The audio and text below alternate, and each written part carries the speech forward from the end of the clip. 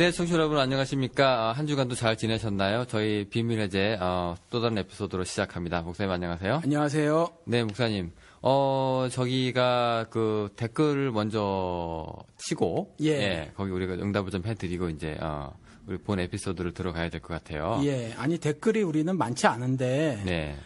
좀 심각한 댓글이 가끔 달려요. 네, 너무 이제 혼동스럽고 아주 예. 절절하게 이렇게 아주 달아주셔가지고 저희가 이제 뭐 페이스북에도 남기고 그다음에 이제 댓글로도 저희가 이제 도움을 드리지만 이제 어지간하면 들 수 있는 이렇게 방송에서 뭐 말씀드리려고도 하거든요. 예. 네. 우리 그 욥 그때 얘기할 때요. 예. 뭐 내 시작은 미약하였으나 내 나중은 창대하리라. 예. 요 이제 문구가 예. 사실 이 문구가 이제 뭐 비즈니스를 여신다거나 예. 아니면 뭐 여러 가지 뭐 좋은 일에 막 성구로 많이 목사님들이 사셔가지고 그렇죠. 특별히 여기 그 이민 사회는 한국 이민 사회는 그래요. 예를 들어서 여기 베트남 사람들이 한국 사람보다 더 많이 사는데 이렇게 비즈니스 숫자는 운영하는 비즈니스 숫자는 한인이 베트남 사람보다 2배 정도가 더 많다. 이렇게 조사를 하거든요. 그런데 한인 비즈니스 주로 스몰 비즈니스죠. 그런데 거기 가보면 전부 이게 써져 있는 거예요. 내 시작은 미약하였으나 내 나중은 창대하리라. 돈 잘 버세요. 이제 이렇게 쓰여져 있는 글을 갖다가 네. 이제 목사님들이 가서 붙여놔 주고 기도해 주고 이제 그렇게 하죠. 사실 교회에서는 이 선물하기에 딱 좋은 문구긴 해요. 사실은. 예, 그렇죠. 성경에 보면은 뭐 그렇게 뭐 복 빌어주고 뭐 하는 그렇게 뭐 호락호락한 뭐 단어가 뭐 있지는 않은데요. 예. 이런 문구는 정말로 뭐 작게 시작하시는 분들한테는 큰 희망이 될 수도 있고. 예. 또 성도들이 잘 되면 또 목사님은 좋은 거니까. 예. 자, 그런데 이제 문제가 이제 목사님께서 그때 에피소드 때 이거 말씀하시면서. 예. 이게 사탄의 말이다, 마귀의 말이다, 막 이래서가지고. 사실 댓글로도 한번 달아주셨어요. 예, 제가 댓글로 달았는데 어느 분이 그렇게 질문하셨을 때 다른 분이 답을 하셨어요. 그런데 삭제되고 없더라고요. 그게 그런 말이 아니라 좀 지나치게 해석을 한 것 같습니다라고 이제 어느 분이 댓글을 달았고 제가 이제 앞뒤 설명을 해드렸죠. 앞뒤 설명을 했더니 도움이 되셨는지 모르겠습니다. 이렇게 말씀을 드렸더니 도움이 됐습니다, 목사님. 그리고 이제 잘 해결이 됐는데 다른 분이 또 네. 같은 질문을 해오신 거예요. 네, 댓글을 이분이 뭐 다 읽는 건 아니니까요. 예. 네, 그래서 이제 똑같이 이제 질문을 하셨는데 이분이 그래도 정말 뭐 사탄 마귀가 한 말인가 싶었더니 성경을 이제 뒤져보셨나 봐요. 예. 읽어봤는데 이제 그런 말은 없는데요. 이렇게. 그렇죠. 예. 실제로 빌다시 이제, 한 말이죠, 빌다시. 예, 실제로 이제 사람이 한 말인데 예. 왜 마귀가 한 말로 하시나요? 예. 이 얘기 같은데요. 예. 뭐 한 번 더 해명을 한 번 또 부탁을 드려보겠습니다, 목사님. 마귀가 사람을 통해서 말을 하잖아요. 무덤 속에 무덤에 있던 뭐 무덤 아니었는지 옛날에는 그 중군동에는 그 굴 같은 거였으니까 네네. 아무튼 그 안에 있었던 사람인지 아니면 주변에 있었던 사람인지 아무튼지 튀져 나왔는데 그 안에 귀신이 있었단 말이에요. 마귀가 말을 하는 거였었거든요. 그래서 예수님께 당신이 우리와 무슨 관계가 있느냐라고 이제 말을 하고 돼지떼로 들어가서 이제 돼지떼가 또 결국 비탈을 뛰어내려가서 몰살을 당하는 건지 아무튼 이렇게 다 죽는 그런 장면이 나오잖아요. 그것도 이제 사람의 입에서 나온 말이지만 여전히 마귀의 말이었다라는 거죠. 그런 것처럼 그 베드로 사건도 있잖아요, 목사님. 예, 베드로가 어떤 거죠? 그 베드로가 그 예. 십자가 지실 수 없습니다. 예. 라고 이제 버틴기니까 예. 예수님이 이제 사탄아 물러가라. 예. 조금 아까 칭찬해 놓으시고 예. 그다음에 너는 나를 넘어뜨리게 하는 자로다. 예. 이렇게 예. 애제자를 아주 그냥 애제자를 사탄으로 만든 케이스도 있고요. 예, 독사의 새끼야. 네. 예, 그러니까 나는 이제 내 때가 돼서 죽어야 되겠다. 네. 죽으러 간다. 그랬더니 뭐 사랑이죠, 그것도. 베드로도 네. 인간적으로. 자기 스승에 대한 엄청난 사랑인데 네. 뭐 그걸 막았더니 아무튼 그것은 하늘의 뜻을 거역하는 일, 네네. 막는 일 그게 되니까 예수 그리스도께서 하늘 뜻을 이해하지 못했다라는 차원에서 독사의 새끼야 이제 이렇게 말씀을 하셨던 거죠. 사단아 물러가라. 예, 그 말은 결코 하늘의 뜻을 담은 말이 아니라 오히려 그 반대 말이다라고 이제 말씀을 하셨는데 네. 그 말씀이 굉장히 그 말씀을 강하게 하신 거죠. 네, 베드로인데 사탄이라고 하셨어요. 예. 그럼 요것도 그런 비슷한 맥락에서 그러니까 제가 그 댓글 때, 설명을 사실은 드렸는데, 뭐, 글이니까 좀 짧아서, 아니면 안 보셨을 수도 있고, 보셨어도 잘 이해가 안 되셨을 수도 있는데, 욥은요, 하나님의 백성, 즉, 성도를 상징을 하거든요. 근데 욥기는 굉장히 어려워서, 욥기 신학은, 그러니까 욥기에 관한 신학은 좀 쉽게 누가 이렇게 잘 세우지를 못하는 것 같아요. 웬만한 사람들이. 근데 저도 동일해요. 욥기에 관한 이해는 저도 턱없이 많이 부족합니다. 근데 한 가지는 뭐냐면 욥기는 시작부터 욥기 전체의 진행 상황을 설명하고 있다는 거죠. 뭐냐면 하나님이 임시로 사탄에게 그 성도에게 가서 시험하도록 그냥 버려두시는 거예요. 사실은 이게 인류 역사에 내내 벌어지는 거거든요. 그런데 아무튼 그와 같은 장면을 이렇게 축약적으로 압축해서 보여주는 기록이 욥기인데, 욥은 분명히 하나님께서 뭐라고 말씀해 놓고 계시냐 하면, 죄가 없는, 흠이 없는 사람이에요. 의인이라고 이제 말씀을 해 놓으셨단 말이죠. 그런데 욥이 아시지만, 자식들 죽고 식솔들 죽고 집 무너지고 자기가 가지고 있었던 우양들 다 죽고 이런 일이 벌어져요. 심지어 자기 자신도 욕창에 걸리고, 욕창 그거 사실 그것도 죽을 병, 아주 굉장히 고통스러운 병이에요. 몸이 썩는 병이니까. 그런데 이와 같은 일이 발생했었을 때 빌닷이 하나님이 이 일은 사탄에게 말하기를 그가 의롭고 그는 신앙의 절개를 지킬 사람이라고 분명히 얘기를 해 주었고, 그래서 그와 같은 일들 벌어진 것, 즉 자식들 다 죽어나가고 우양 죽고 식솔들 죽고 자기에게 욕창이 걸리고 하는 이러한 일들이 죄 때문이 아님을 분명히 해놓고 계시거든요. 근데 빌닷이 그거를 네 죄 때문이야 이렇게 말을 하는 거거든요. 네 죄 때문이야. 그러니까 그게 아닌데 그렇게 말을 하는 거예요. 그게 빌닷은 사탄이 욥을 시험할 때 사용한 주변 인물 중에 하나라는 거죠. 그래서 제가 사탄이 말한 거라고 말을 한 거고, 그 다음에 그러면서 인간적인 위로의 말을 하죠. 애들이 다 죽었는데 그건 전부 죄 때문이다. 그런데 네가 이렇게 쫄딱 망해버린 것도, 그런데 죄를 돌이켜라. 그러면 다시 하나님 회복시켜 줄 것인데, 시작은 미약하였으나 네 나중은 창대하게 될 거야. 지금 네가 별 볼 일 없지 않니? 근데 나중엔 창대하게 될 거야. 이런 이제 인간적인 위로를 하거든요. 이때의 욥이 9장에 가서 보면 그 친구 빌닷의 말이 잘못됐음을 말하고 있거든요. 제가 성경을 좀 이렇게 펴려고 잠깐 말을 멈췄는데, 9장 12절에 가서 보면 하나님이 빼앗으시면 누가 막을 수 있으며 무엇을 하시나이까 누가 물을 수 있으랴 이렇게 말을 해요. 그러니까 욥은요, 자신에게 벌어진 일들의 성격을 분명히 알고 있었어요. 빌닷이 잘못 알고 있었던 거죠.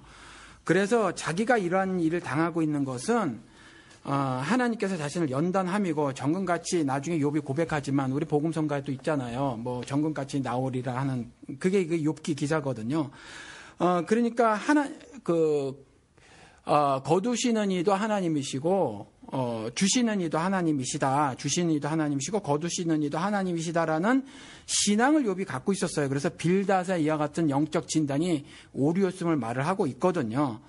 이런 거는 성경 내내에 있어요. 예를 들어서, 지난번에 한번 방송 중에도 제가 한번 말씀을 드렸는데, 선하셔서 선한 성품을 보여서 하나님이 아니라 하나님이어서 선하다는 거죠. 그러니까 야곱과 에서 이야기 같은 경우 로마서에 그 분명히 말씀을 하고 있다는 거죠. 야곱과 에서도 단순히 어떤 두 특정인을 말하고 있는 것이 아니라, 야곱은 이스라엘이 되잖아요. 이스라엘 이름을 받잖아요. 야곱은 약속의 후손의 의미를 갖고 있는 거고, 에서는 로마서 9장 가보시면 알겠지만 육신의 후손의 의미를 갖고 있는 거죠. 그런데 야곱을 사랑하고 에서를 미워하셨다 함을 들었다라는 거죠. 그러면 우리가 인간력으로 생각했을 때 하나님 되게 불공평하시네? 그런 생각이 들 수 있지만 아니라는 거죠. 그래서 바로 로마서 가서 보면 그런 말씀이 있어요. 누가 하나님이 불의하다 할 수 있느냐라는 거죠. 그럴 수 없느니라라고 말해야 했거든요. 이건 하나님의 절대 주권적 은혜의 결정, 사역, 일하심 이런 거거든요. 그러니까 하나님의 이와 같이 선하심을 욥은 알고 있었어요. 자신이 왜곡되고 부조리한 경험을 이를 당하고 있음에도 불구하고 하나님에 대한 그 신앙을 보인 거거든요. 그런데 인간적으로 육신적으로 봤을 때 또 그래 보이는 부분이 있으니까 그걸 빌닷이 파고 들어왔던 거예요. 사실은 빌닷이 파고 들어온 것이 아니라 처음부터 하나님의 허락하심 따라 사탄이 주변 인물들을 동원해서 먼저 욥을 먼저 육신적으로 다 무너뜨려 버리죠. 붕괴시켜 버리죠. 그리고 정신적으로 붕괴뜨리는 작업이 들어가는 거거든요. 영적으로. 이때 빌닷이 동원이 된 거예요. 그래서 제가 이걸 사탄의 말이다 이렇게 말을 한 거죠. 네. 그러면 이제 이게 욥기 정리를 좀 하면은요. 일단 예. 이제 이 욥하고 그 욥기 그 친구들하고의 이제 말이 이제 기록되어 있는 건데. 예. 결국 그 뒤에 이면에 있는 거는 이제 하나님하고 이제 마귀와의 그 어떤 그 영적인 가치관 싸움. 아니면, 그렇죠. 아니면은 이제 하나님을 이제 끝까지 이제 부인하지 않고. 예. 나중에 이제 여기 이제 욕창이 나가지고 이제 돌로 이제 박박박 긁고 있으니까. 예. 자기 와이프도 그러잖아요. 야, 그러지 말고, 너 그렇게 살 바에야 그냥 저주하고 죽어라. 예. 이렇게도 막 얘기하잖아요. 예. 네. 근데 이제 끝까지 이제 자기 신앙을 지킨 그 욥과 이제 그걸 이제 둘러싼 그 친구들의 세상 잣대. 예. 뭐 이런 얘기가 싸움이 되겠는 거죠. 예. 그러니까 성경을 읽을 때 그 부분을 우리가 잘, 주의해서 읽어야 해요. 그래서 예를 들어서 뭐 거짓 선지자 하나냐 얘기 같은 경우도 하나냐는 그랬거든요. 이스라엘을 향해서 자기가 가서 무슨 바벨론 왕의 멍에를 다 꺾어버릴 것이고, 뭐, 자기가 가서가 아니라 아무튼 하나님 다 꺾어버릴 것이고, 이스라엘 회복될 것이고, 어쩌고저쩌고 이렇게 막 위로의 말을 한단 말이죠. 위로의 말을 하는데, 예레미야가 나도 그렇게 됐으면 좋겠다. 나도 그렇게 됐으면 좋겠지만, 하나님이 언제 그렇게 말씀하셨더냐라는 거거든요. 그러니까 이와 같이 위로의 말을 가지고 접근하는 게 마귀예요. 그래서 마귀라고 말한 거고, 사실은 실질적으로 예수 그리스도께서 사람을 위해서 받아주신 세 가지 시험 중에 하나도 그거거든요. 네가 하나님의 아들이거든. 우리가 이제 양자 됐잖아요. 그렇죠. 하나님 아들 맞거든요. 그럼 너 이 절벽에서 뛰어내려봐. 네 발이 돌에 부닥치지 않을 거야. 당연히 하나님이 사랑의 하나님인데 너를 구원하시겠지. 자, 뛰어내려봐. 그렇죠. 그리고 제가 이것도 그때 우리 조윤기 씨 얘기도 들었다는 거죠. 조윤기 씨 아버지가 툇말에서 네가 뛰어내려봐. 딱 마귀가 한 말을 설교에 쓰고 있더라고요. 아버지 나 못 뛰어내려요. 근데 아버지 나 뛴다. 이와 같이 맹목적인 신앙, 이거 아니다라고 이제 말씀을 드렸고, 그와 같이, 기록된 하나님의 말씀으로, 시편 말씀인데, 그래도 아무리 위로의 말이라고 하고, 아무리 선한 말이라고 해도 하나님의 말씀하시지 않은 말씀이면, 그건 하늘의 말이 아니라는 거죠. 그리고 아무리 따뜻해 보이고 위로의 말씀이라고 하더라도 그런데, 이 빌닷의 말이 인간적으로 보면 우리의 영적 질병을 잘 진단하고 있는 것 같고, 그 다음에 그것에 대해서 잘 해결책을 제시하는 것 같고, 하늘의 위로를 전해주는 것 같지만 사실은 아니었다라는 거죠. 이미 욥은 그걸 다 알고 있어서 하나님이 빼앗으시면 누가 막을 수 있으며 하나님께 무엇을 지금 하고 있어요? 하고 계시나이까? 라고 누구가 도대체 물을 수 있느냐? 하나님의 절대 주권적 사역에 있어서 감히 누가 토를 달 수 있느냐? 야곱 사랑하신다는데, 에서 미워하신다는데, 약속 자녀 거두신다는데, 약속의 자녀 아니고 육신대로 살려고 율법이나 잔뜩 만들어대는 유대인들 버리시겠다는데, 그렇다고 해서 누가 감히 하나님이 불의하다고 말하느냐? 말할 수 없음. 이거가 성경 전체에 흐르고 있는 주제거든요. 그래서 빌닷이 그랬다. 이렇게 빌닷이 마귀의 대변인 노릇, 입노릇을 했다. 제가 이제 이렇게 말씀을 드렸던 거예요. 네네. 그 부분에 대해서는 이제 댓글로 저희가 굳이 남겨드리지 않아도 잘 이제 해결을 이제 하셨을 거라고 제가 생각을 합니다. 또 다른 분이 길게 남겨주신 거에 대해서 우리가 대답을 좀 하고 넘어가야 될 것 같은데요. 예. 좀 혼란스러우신 것 같아요. 솔직히 얘기해서 저희 방송을 좀 들으셨던 분들이 매니아층으로 계속 들으시는 분들 되게 고맙게 생각을 하는데요. 혼란스러워 하시는 분들 굉장히 많아요. 왜냐면은 자기가 이제 기존 목사님들이 이제 지어놓은 그 신앙의 집으로 이제 잘 사시다가 예. 이제 목사님 설교나 이제 듣고 이제 도전을 받으면은 이제 그 좀 흔들리기 마련이거든요. 예. 아무래도 이건 좀 아닌 것 같다. 예. 예, 그러면 이제 그 집을 이제 무너뜨리신 분들도 있고 이제 그럼 이 집이 그 집이 아니요라고 하시는 분들도 이제 굉장히 혼란스러울 텐데. 예. 자, 그럼 이 순간에 그럼 이제 나는 어떻게 해야 되는 거예요? 예. 그럼 지금까지 해왔던 건 뭐예요? 예. 예, 좀 이런 맥락에서 이제 질문을 길게 이제 던지셨던 분이 있어요. 예. 그러면 내가 나를 위해서 기도하는 건 다 잘못된 건가요? 뭐 중보 기도하는 거는 그러면 아닌 건가요? 우리가 뭐 병원에서 아플 때 회복하라고 기도해 주는 거 또 뭐 그런 것들도 안 되는 건가요? 이렇게 길게 또 예배는 또 뭔가요? 찬양은요. 뭐 네네네. 예. 길게 담기셔가지고 제가 혼란의 뜻을 우리가 충분히 전달을 받았습니다. 예, 근데 그 혼란스러워 하시는 거는 한쪽으로는 제 책임도 있어요. 제가, 언젠가 방송에서 한번 말씀을 드렸지만 영훈 씨는 정리를 잘하는데 제가 정리를 잘 못해요. 정리를 잘 못해서 말이 그냥 중구난방으로 이렇게 던져지는 때가 있어서 그러실 수도 있어요. 한편으로는 제 책임도 좀 있고 한편으로는 지금 영훈 씨가 말씀하시는 대로 지금 한국 기독교계 내에서 뭐 지금 그 믿음이라고 알고 있던 것들에 대해서 거의 모든 부분에 있어서 제가 부정을 하니까 굉장히 혼란스러워 하시는 건 어찌 보면 당연하다. 그런 생각이 들죠. 보통 그 신앙이라고 하는 게요, 뭐라고 해야 될까요? 내가 이제 마음의 집을 이제 마음 공간을 비워놓으면 예. 자기가 출석하는 교회의 목사가 예. 설교를 통해서나 여러 가지 뭐 메시지를 통해서 예. 이제 마음속에 들어와가지고 이제 예수 그리스도가 있을 만한 그 집을 지어놓고 예. 나가는 거. 뭐, 요 정도로 생각을 보통 하시더라고요. 예. 근데 그게 이제 예수께서 들어왔다고 생각을 하지만, 실제로 그 살고 있는 그 마음속에 그 집이, 그 담임 목사의 집이 되는 거잖아요.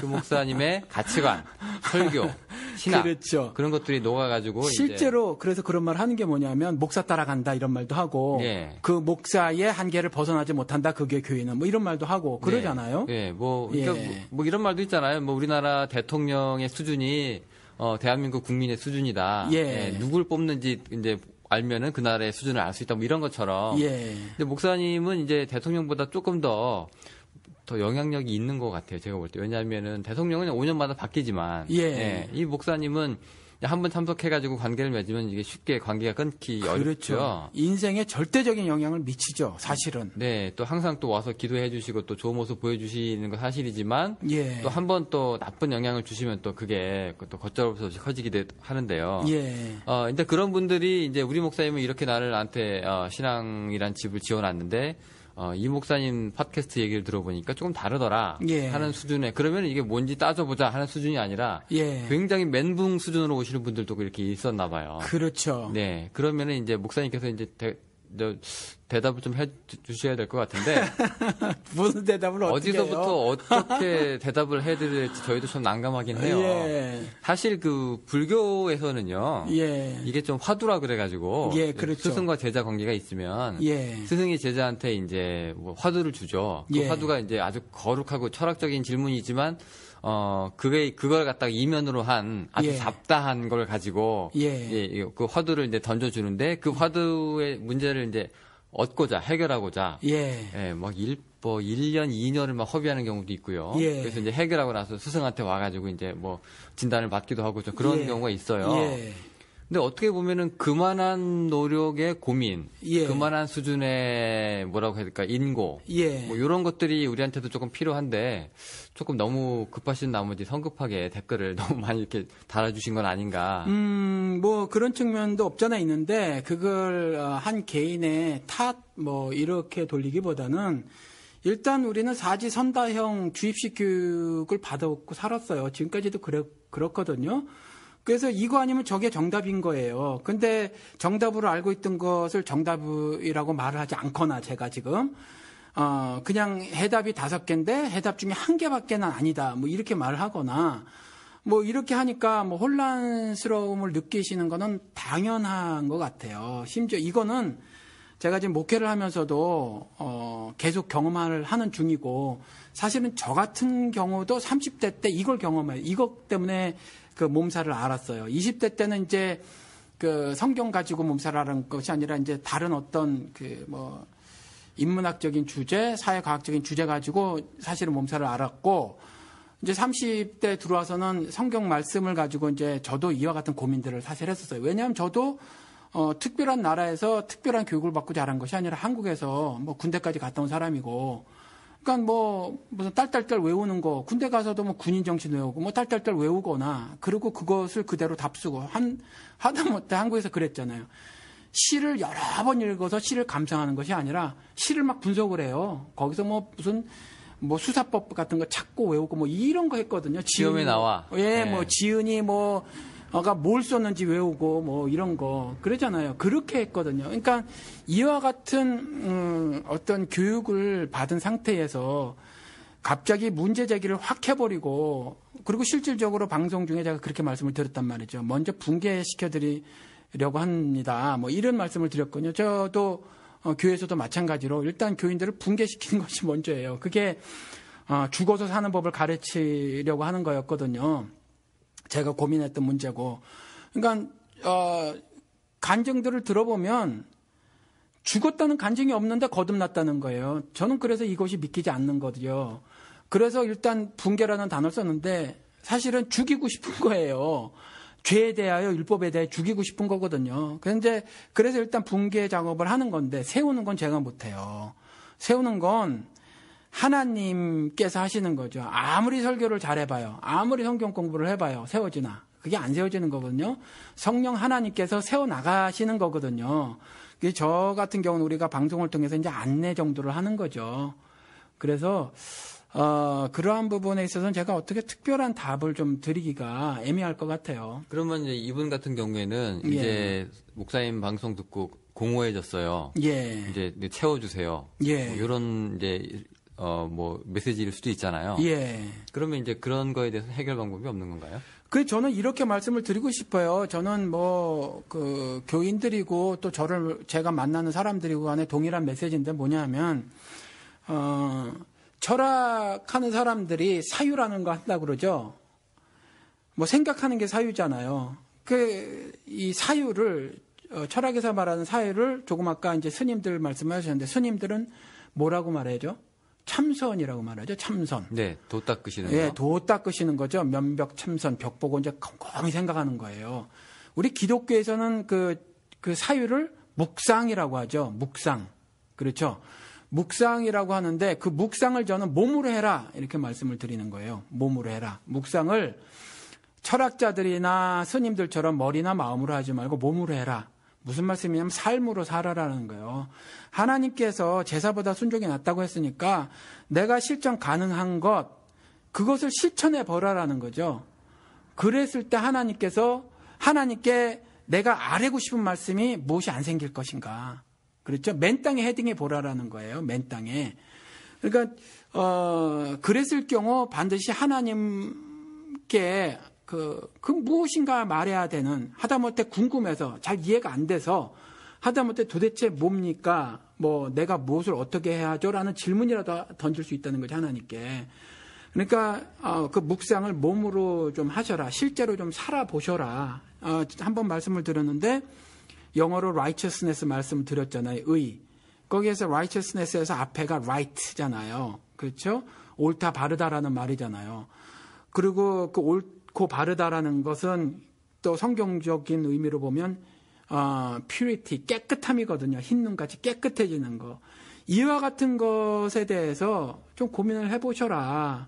그리고 실제로 살아봐라. 그러니까 믿음이라는 것이 그 내적 변화가 있는 것이고, 그런데 행함으로 우리의 그 믿음이 증명이 된다고 하니까, 또 계시록에는 그거 갖고 우리가 심판받는다고 하니까 내적 변화에 대한 외적 행함이 반드시 따르는 것이 믿음인데, 그러면 그 믿음 생활을 한번 해봐라라는 거죠. 옳게 살아보라는 거예요. 그랬을 경우 하늘에 계신 우리 아버지여라는 기도라고 치면, 예수 그리스도가 가르쳐 주신 기도라고 치면 그것에 대해서 의미를 곰곰이 생각하지 않겠는가. 그리고 그런 것들에 대해서 궁금함을 가졌을 때 성령님께서 가르쳐 주시지 않을 것인가. 물론 성령님께서 가르쳐 주신다는 것이 무슨 초자연적으로 갑자기 무슨 뒷머리 딱 치듯이 가르쳐 깨닫게 된다라는 의미가 아니라, 그럴 수도 있어요. 그런 경우도 많이 있을 수 있고, 말씀을 읽다가 그렇지만 또 하나님께서 믿음의 선진들을 세워놓으신 것이 있으니까 그 선진들을 통해서 또 추가로 설명을 들을 수가 있겠죠. 이것도 성령의 활동이라고 보는데 무턱대고 그냥 또 이거 가르쳐 주세요, 저거 가르쳐 주세요 하면 역시 주입식밖에 안 되기 때문에 그거 가지고는 해답을 찾을 수가 없다. 전 이렇게 생각이 들어요. 사실 그 맨몸으로 예. 지도 없이 한번 네가 살아봐라라고 예. 하는 그런 듯한 이제 목사님 대답 들으면서 그런 생각이 좀 드는데요. 요런 거가 사실은 교회에서 실제로는 하고 있지 못하는 거이기도 해요. 목사님한테 물어보면 대다수의 목사님들은 이제 하나하나 얘까지 다 들어가서 이제 이건 그렇죠. 이렇습니다. 저건 저렇습니다. 이렇게 사십시오. 저렇게 사십시오. 다 친절하게 가이드를 해주시고 그렇죠. 이렇게 해주시고 이게 이제 나침반이고 이게 지도입니다라고 해서 이렇게 그렇죠. 해서 천국에 가시는 겁니다. 예. 이렇게 되는 건데요. 지금 이렇게 살아오시다가 이제 목사님 같은 분의 지도를 이제 보면 지도 뺏고 나침반 이거 가짜입니다. 예, 요거 지금 북극인 줄 아십니까? 예. 그래서 한번 걸어 보십시오. 예. 굉장히 혼란스럽습니다. 사실 예. 이해는 가요. 예. 이해는 가고, 내가 충분히 또 이해 가죠. 얼마나 내가 헤매야 되는지 알고 갔으면 좋겠는데 이제 그게 아니라고 하니. 예. 그런 그래서 제가 그 말씀 한번 드렸잖아요. 제가 받는 질문이 두 개다. 하나는 목사, 당신의 정치에 이런 거 하고 또 하나는 목사님 말씀 들으면 도대체 숟가락도 안 주고 연장은 고사하고 저게 개간되지 않은 땅에 가서 그냥 땅 파먹고 살으라는 것 같다. 근데 저는 그게 올바른 신앙생활이라고 생각을 하는 거예요. 답을 딱딱 제시해주면 목사가 알면 얼마나 알고 성경교사가 알면 얼마나 안다고 각각 개별적 사항에 대해서 그 해답을 다 줄 수 있어요. 그거 사실 올바른 해답이 안 되거든요. 그냥 목사는 성경에 있는 원리들 그걸 조직화하고 뭐 해서 그런 것들을 말씀을 드리는 거예요. 교훈이라고 번역된 doctrinal statement들 있잖아요. 그러니까 교리적 가르침들 그런 것들을 말씀을 드리고 그다음에 개별적 삶에 있어서는 그거 가지고 이제 각각 실험을 하셔야 하는 거죠. 네, 그러면 예. 그래도 이제 기왕 질문을 주셨으니까 저희가 완전한 모든 질문을 다 속된 말로 생깔 수는 없는 거고 한두 개만 그럼 답변을 조금이라도 드리고 뭐 나를 위해서 그럼 기도하는 건 다 나쁜 겁니까? 이렇게 하나 추격할 수가 있고요. 예. 아니 그렇게는 말씀을 방송에 안 드렸던 것 같은데. 예, 그렇게는 하신 적이 없고. 예. 네네네. 그럼 저는 이제 그렇게는 이제 한 적이 없다라고 정리를 해드리면 될까요? 네. 그러면은 뭐 나를 위함에 나의 예를 들어서 세속적인 거, 땅의 욕망, 그러니까 나의 정신적, 물질적 보다 나은 나를 추구하는 것. 그건 안 된다는 거죠. 그 말씀을 아마 나라는 걸 전체로 말씀을 이렇게 이해를 하셨던 것 같아요. 근데 내가 나됨은 내가 생명이 됨은 하나님께서 보시기에 좋았다고 하는 생명이 됨은 예수 그리스도와 연합됨 그리고 성령의 내주하심 때문인 거거든요. 그래서 갈라디아서처럼 내가 이제 더 이상 사는 것이 아니다. 그때 아마 제가 영어가 너무 분명해서 영어도 잘 못하지만 영어로 말씀을 드린 것이 나는 이제 사는 것이 아니요. I die to the laws. 그죠? 율법에 대해서 죽었고 I no longer live. 나는 더 이상 육체 가운데 사는 것이 아니지만 난 더 이상 사는 것이 아니다. 그런데 I live in the body. 그죠? 내가 육체 가운데 사는 것은 이렇게 말을 갈라디아서 말씀을 전해드렸잖아요. 2장 19절부터 21절인가? 까지. 그러니까 그 말씀인 거예요. 나라는 말이, 그러니까 제가 부인하지 않았던 것은 뭐냐 하면, 그냥 부인했던 것은 첫 번째, 나의 육신적, 물질적, 그러니까 정신적, 물질적, 정신적 보다 나은 나를 이 땅에서 추구하는 거. 그건 안 돼요. 그건 신자가 추구해야 할 것이 아니고 그걸 놓고 기도하면 하나님을 모르는 거예요. 그냥 하나님이 원하시는 그 하늘 뜻대로 인생을 사는 게 아니죠. 그런데 연합된 자로서 예수 그리스도와 연합된 자로서 내주하시는 성령의 인도하심 따라 사는 자로서 나는 더 이상 세상의 모든 가르침, 율법으로 상징되는 세상의 모든 가르침에는 내가 죽었어. 그렇죠? 그렇지만 나는 여전히 탐욕스러운 육신을 현재는 그냥 잊고 살고 있잖아요. 나중에 이제 부활되기 전까지는. 그렇죠? 살고 있어서 여전히 그와 같이 육신 가운데 사는 것은 어떻게 해서 살아요? 예수 그리스도로 인해서 사는 거죠. 그리고 예수 그리스도를 위하여 죽는 것도 유익하다고 고백하고 사는 거고 더 나아가서 그렇게는 나는 살 수 없으니 예수 그리스도가 나를 사는 것이라라고 갈라디아서에 돼 있으니 그러한 나의 삶을 저는 부정하지는 않았어요. 방송에서. 네, 보통 이런 그 질문들이요. 예. 조금 이제 구체적으로 좀 사례를 좀 들어보면은요. 예.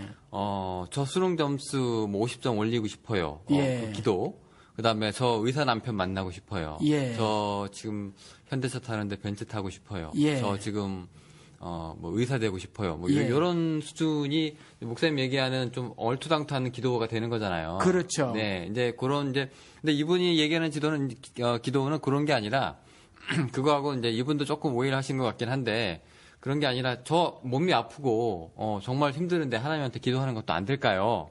이제 이런 이제 생존권 같은 그런 이제 문제 그 기도 수준을 얘기하시는 것 같고, 예. 그 다음에 또 우리가 또 천국의 소망을 두고 살아가야 되는데 또 그런 것도 안 되는 건가요? 그러니까 여기서 말하는 천국의 소망이라고 하는 것이 이제 뭐 좋고 행복하고 한 뭐 그런 거요. 그러니까 목사님 얘기를 이렇게 방송을 들으시는 분들은 오해를 하시는 게 무조건 이제 부정적이고 예. 세상과의 단절을 외치시고 예. 그다음에 뭐라고 해야 될까요? 조금 더 이제 전혀 혼합되지 않은 그 순수한 것만 예. 이제 선하다. 예. 네, 요렇게 뭐 아니면 도식으로 이제 말씀을 네네. 하는 것 같다는 거죠. 물과 그렇죠? 기름은 절대로 이제 합쳐져서 안 된다. 이런 걸로 잘못 이제 받아들이시는. 아니 잘못이 아니라 그렇게 말하는 중요해요 사실. 네. 근데 제가 이제 이 사람들이 얘기하는 그 이분들의 그 질문을 이렇게 들어보면 예. 그걸 갖다가 조금 더 오해하셔서 실제로 예. 제가 목사님 보면은요. 예.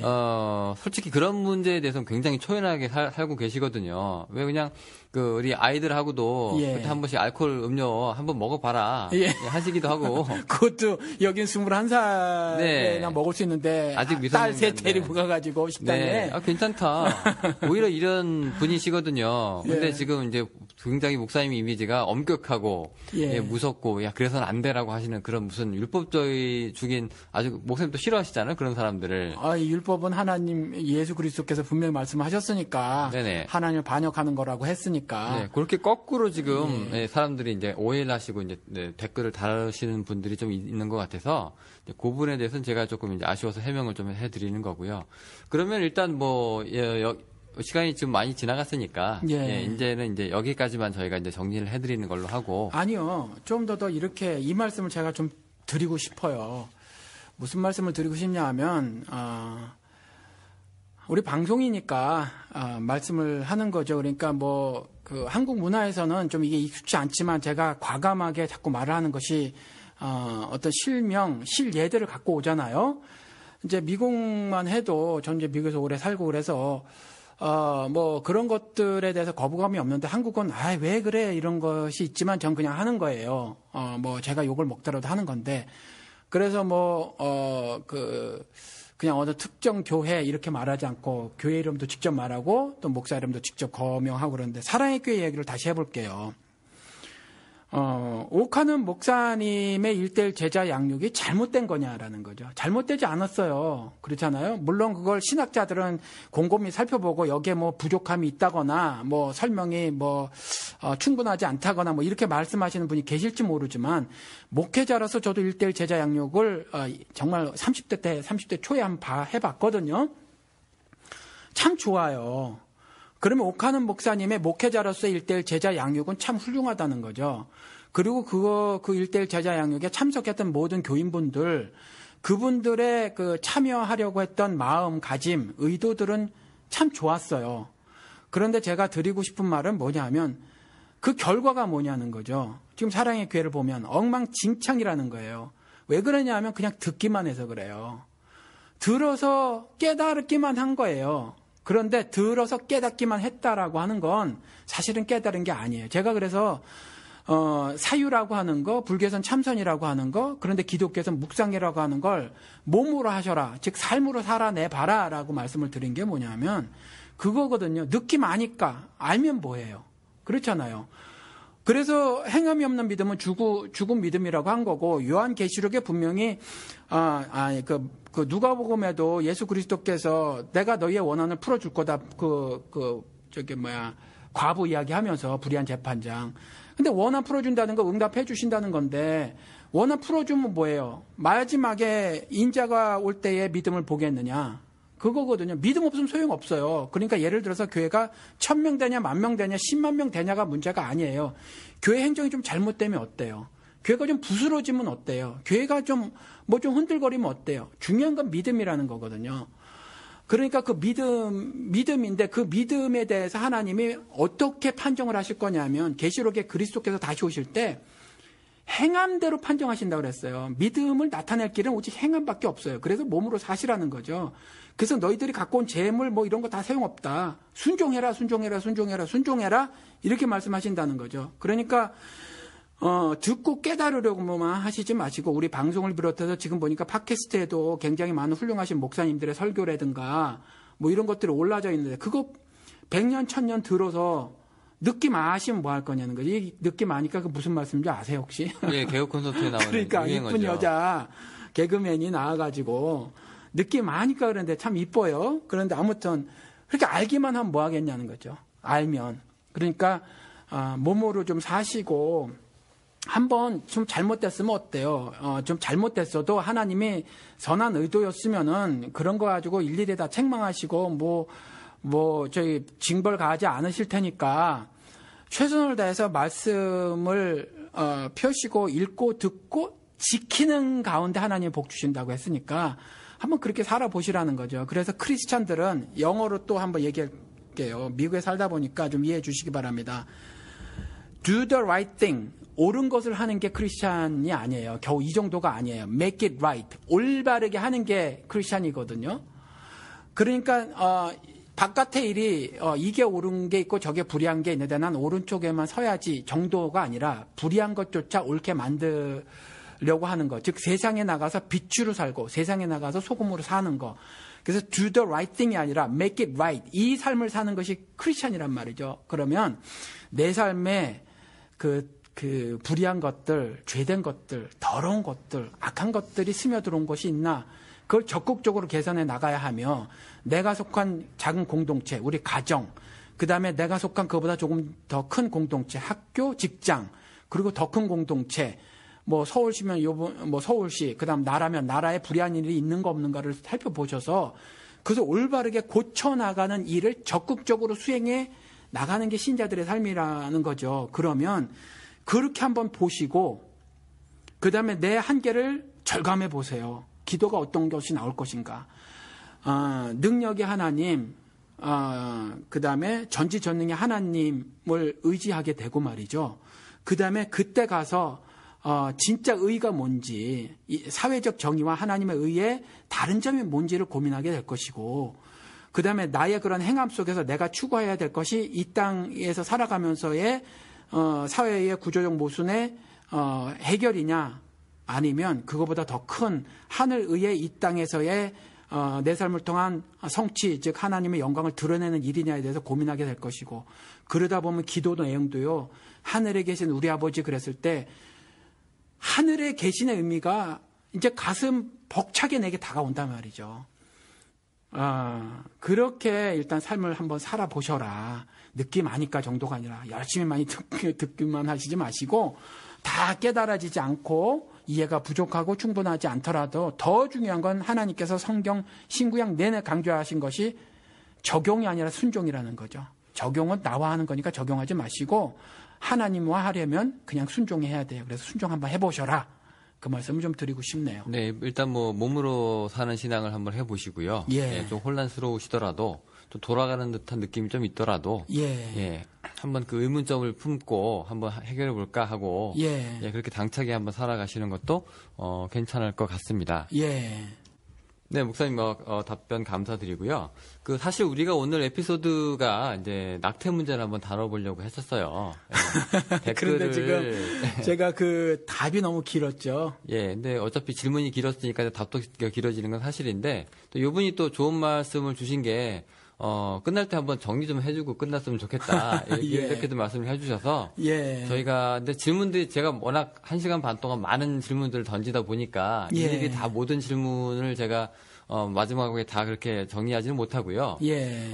일단 목사님께서 대답해 주시는 거를 갖다가 그때 제가 이제 정리를 해 드려도 되고 예. 아니면 마지막에 이제 뭐 그날의 에피소드를 이제 총망라한 한두 가지 질문에 대해서만 형훈 씨가 좀 정리해 주세요. 제가 정리를 못한 사람은 아니었는데 언젠가부터 이렇게 나이는 안 많은데 오락가락 하고 말이죠. 말하다가 제가 말한 말도 잊어먹고 좀 심각해요, 요즘에. 네, 그 말하다 보면 원래 까먹기 또 마련인데요. 예. 뭐 하여튼 우리 에피소드 넘어가서 낙태 한번 얘기를 한번 해볼게요. 예. 지금 요즘에도 그런지 모르겠어요. 한국의 남아선호 사상, 지금 목사님 따님만 셋이죠. 예. 뭐 아들 하나 가졌으면 좋겠다라는 생각은 안 해보셨어요? 했어요.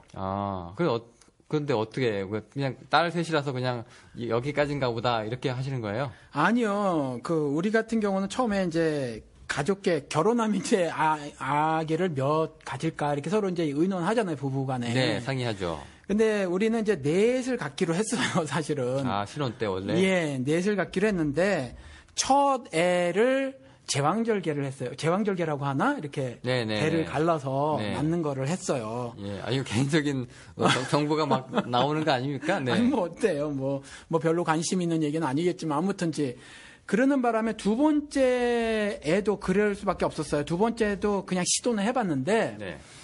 뭐 의사애기가 안에 그 자궁이 열리지 않는다. 네. 그래서 두 번째도 역시 이제 그 수술을 했죠. 수술을 하다 보니까 세 번째 애도 수술을 할 수밖에 없었고 세 번째 애를 낳고 나서 의사가 이제 하지 마라 그랬어요. 더 애를 갖지 마라. 그래서 넷이 목표였는데 셋만 낳은 거예요. 근데 셋이 다 이제 딸이죠. 예. 예. 사실 그렇습니다. 네. 그래서 남아선호 사상 이 에피소드가 하나 있는데요. 그 신학 교수님이 한 분 계셨어요. 잠깐 아들 이 얘기 제가 답변을 안 드렸어요. 아들 갖고 싶냐? 예. 예, 아들, 키우고 싶었어요. 왜 그러냐면, 딸만 키우니까, 아들이 사회적으로 지금 흔히 얘기하고 있는, 그런 이유 때문에, 이전에 이제 우리 부모님들이 아들 선호했던 그런 이유 때문이 아니라, 저는 딸만 셋 키우다 보니까, 예를 들어서 멋있다, 이런 단어보다 주로 예쁘다, 이렇게 쓰고요. 전부 아이들 것에 가는 것들 전부 여성스러운 그렇게 되는 거예요. 그래서 아들하고 축구 해보고 싶고 농구 해보고 싶고 같이 수영해보고 싶고 낚시 가고 싶고 이런 걸 제가 못 누려봤어요. 네. 공차기 해보고 이런 거. 네. 그래서 그런 거 한번 아들 키우는 것도 만나겠다. 네. 그것 때문에 한번 아들을 좀 낳고 싶었지 다른 그런 이유는 없었어요. 보통 장자라고 해가지고요. 위에 누나들이 있어도 아들 생기면 그게 장자잖아요. 네, 한국 입장에서. 호적도 얼마 전까지 그래도 남아 중심이었고요. 네, 한국은 좀 그런 성향이 있는데, 그래서 제가 하려고 한 얘기가 그거였어요. 신학 교수님이 계신데, 이분이 딸만 있으셨대요. 근데 이제, 아들을 이제 원하셔고 계셔가지고, 이제 그걸 어디서 구했냐면은, 이제 어떤 아는 식당 종업원 여자분하고 어떻게 거래가 성립이 돼가지고, 내 아들을 낳아주면 내가 300만 원이었나 500만 원인가 씨바지 같은 거 네 주겠다. 그러니까 여자가 오케이를 한 거예요. 그 현대판입니다. 지금 얼마 되지 않은 얘기예요. 그랬는데 이제 임신을 했어요. 근데 나중에 보니까 또 딸이었던 거죠. 그러니까 서로가 이제 말이 이제 시비가 붙기 시작을 했어요. 돈을 내놔라. 여자는 정상적으로 네 애를 출산을 했는지 중간에 낙태를 했는지는 모르겠습니다. 그러니까 이 교수님이 줄 수 없다. 나는 아들을 얻는 조건으로 너한테 돈을 준다 그랬지. 이거는 아니다. 라고 해가지고 이 여자분이 화가 나가지고 언론사에 제보도 하고요. 그때 YTN도 시끄러웠던 것 같은데 그렇게 해서 결국 교수직을 떠나게 된 그런 사건이 있었는데 이것만 봐도 그 당시 낙태를 해라 마라 하는 그런 얘기도 막 있었고요. 이것만 봐도 이제 남아선호 사상이 한국에 심지어 이제 신학 교수님마저 이런 남아선호 사상을 갖고 계시기도 해요. 한국에서 하나 200만 건이라 그러네요. 되게 많이 뭐가요? 낙태? 그것도 이게 밝혀진 것만 200만 건이니까 시시한 이런 야매로 하는 수술 이런 것들은 통계로 다 집계되지 않았을 거예요. 굉장히 낙태를 크죠. 그리고 요즘에 개인도 할 수 있다는데요. 무슨 약 같은 거 복용하면 그 사후 피임약 같은 거 그거 말고 또 있어요? 낙태를 시킬 수 있는 약이 있대요. 아, 그러면 뭐 이렇게 애가 그냥 몇 달 됐든가는 몇 달 이렇게 그러니까 아기가 예. 아기를 안 가져보셔서 그 관심을 안 두셔서 아마 잘 모르시는 것 같은데 아기 그 상당히 많이 진행이 돼도 아기 크기는 그렇게 크질 않아요. 뱃속에 있는 그 생명체 크기는 그렇게 크질 않아요. 아니, 그러니까 그 약을 그걸 먹으면 요만한 아주 작은 사이즈죠. 네. 사실 생명체가 예. 그 애가 이제 죽어서 사산이 돼서 나오는 거죠. 아, 그러니까 그 약을 뭐 애가 몇 달이 되건 상관없이 그냥 먹으면 그냥 사산돼서 나오는 거예요? 예, 그런 약을 판다 그러더라고요. 오, 저 처음 들었습니다. 사모한테도 굉장히 안 좋겠네요. 그렇겠죠. 그런데 이제 뭐 낙태를 무조건 꼭 해야 되겠다고 한 사람들이 그 약을 복용을 해서 아마 그렇게 하는 것 같아요. 그러니까 조금 전에 말씀하신 200만 건보다 실제로는 더 많지 않을까. 그렇죠. 예. 그때 우리 2002년도 월드컵 때도 그때 그 월드컵 끝나자마자 산부인과에서 그렇게 낙태 수술들이 많았대요. 예. 이게 월드컵 베이비라고 하는데 이제 월드컵 때 한국 선수들이 이제 잘해줘가지고 이제 많이 우리 선전하고 그랬잖아요. 예. 그래서 이제 순간에 이제 와 하는 기분에 이제 알지도 못하는 이제 옆에 남자랑 뭐 잠자리를 갖기도 하고 뭐 그런 일들이 비일비재 했었나 봐요. 그런데 이제 누가 키웁니까? 남편도 모르는 아이를. 그래서 이제 끝나고 나서 몇 달간 애 주우러 오는 여자들이 그렇게 많았다는 신문 기사를 제가 읽은 적이 있습니다. 자, 이거 목사님 어떻게 생각하실지 모르겠는데 이제 낙태를 반대하는 입장도 있고 또 옹호하는 입장도 있고 그렇잖아요. 예. 근데 주로 이제 낙태 반대하는 입장이 이제 가톨릭이죠. 그렇죠. 가톨릭하고 여기 미국 공화당하고 이제 보수주의자 여기들은 이제 근본주의자들은 특히 더 하고요. 네, 이 사람들은 이제 그런데 이 사람들 맨날 그 민주당 대통령 후보 나오면 쟤들 낙태 옹호하는 아주 그냥 생명 경시하는 사람들이라고 아주 비판하고 막 그러는데. 그렇죠. 네, 이 사람들이 이제 하나님 주신 생명이라고 그렇게 이제 인간 생명을 뭐 불가침성 뭐 이렇게 뭐 주장을 하면서 이렇게 주장을 하거든요. 예. 근데 이제 상황적으로 또 낙태 허용하는 입장도 있긴 하더라고요. 예, 있죠. 목사님은 어떻게 생각하실지 모르겠는데 뭐 가족 계획인데 뭐 원하지 않은 아이가 생겼어요. 그 뭐 지울 수도 있는 거잖아요. 한국 사회에서 그렇게 생각하면. 예. 이제 지웠어요. 자, 그 죄일까요, 목사님? 일단 이게 죄인지 아닌지부터 우리가 일단 좀 알면 왜냐하면 이게요. 그거를 예. 누구도 말을 못하고 예. 누구도 말을 안 해줘요. 예. 이 낙태 문제에 대해서. 예. 근데 과거에 낙태 하시는 분들 많잖아요. 예. 근데 교회에서 이제 쉬쉬하고 있는데 예. 아이고 내 아들 내가 죽였는데 예. 하고 뭐 마음 아프신 분들도 있으실 거고요. 예. 막 굉장히 문제가 많은데 예. 자, 요런 거 교회에서 좀 쉬쉬하기도 하는데 쉬쉬할 수밖에 없죠. 왜냐하면 현재 낙태를 살인이라고 말을 하니까. 그렇죠. 그것도 예를 들어서 뭐 이제 다른 범죄들 있잖아요. 뭐 교인이라고 기독교인이라고 범죄를 안 저지르는데 다른 것들은 뭐 죄의식을 좀 덜 가지거나 또 뭐 시간이 지나서 아유 그게 못내 괴로워서 뭐 회개를 하거나 뭐 이렇기도 하는데 살인에 대해서는 말을 못 한단 말이에요. 사실 내가 사람을 죽였어라고 말을 하기는 정말 어려워요. 게다가 내를 죽였어. 그렇죠. 이렇게 되는 거거든요. 이 낙태가. 이 원래 죄라는 게요. 내가 옛날에 뭐 폭력은 좀 자랑스러워하는 경우도 있어요. 남자들이. 내가 말이에요. 옛날에 사람을 몇 명을 두드려패서 합의금을 2억이니 3억이 이렇게 자랑스럽게 떠벌리게 하는데 예. 내가 옛날에 내 한 셋 정도 낙태시켰어라고 얘기하는 사람은 없거든요. 그렇죠. 네, 술김에 나도 그런 얘기 안 하죠. 그렇죠. 무덤까지 가져가는 비밀이죠. 왜냐하면 그게 말씀드린 것이 살인이어서 그래요. 도덕적으로 도무지 용서받지 못할 것 같은 네.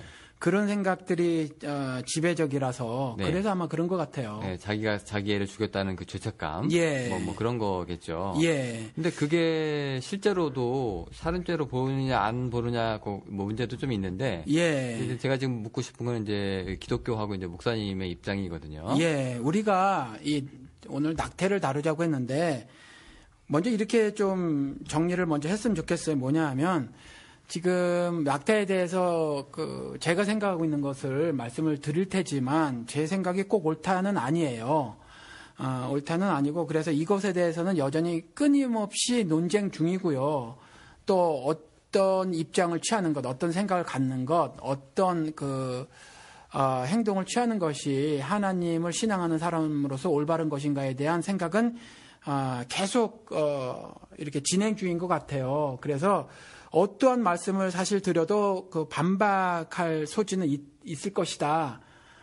그러니까 지금 우리 이번에 방송을 통해서 말씀드리는 것은 어떤 정답을 말씀을 드리려고 하는 것은 아니에요. 다만 이제 이 어마어마한 그 죄의식이라고 하는 거 있잖아요. 이것들에 대해서 좀 그 죄의식의 정체가 뭔가, 그것이 과연 정말 정당한 건가, 뭐 이런 것들 한번 살펴보고 싶어서 우리가 낙태 문제를 한번 이야기를 해보는 거죠. 사실 그 양쪽 얘기를 낙태 그 반대론자하고 옹호론자들 얘기를 들어보면 양쪽 다 그럴듯합니다. 그렇죠. 예, 서로 다 논리적으로 또 자기의 근거가 분명히 있고요. 예. 그게 이제 산모의 입장이냐, 엄마 부모의 입장이냐, 혹은 그렇죠. 아기의 입장이냐에 그렇죠. 따라서 충분히 엇갈릴 수 있는 문제고요. 예. 네. 근데 지금 문제가 되는 게 목사님 말씀하신 것처럼 이미 애는 죽고 없는데, 이미 애는 2년 전에 혹은 뭐 10년 전에 죽고 없는데, 아직까지 고통 속에서 사실은 뭐 부모들이 있는가 하면, 그걸 갖다가 이제 목사님한테도 말을 못 하니까,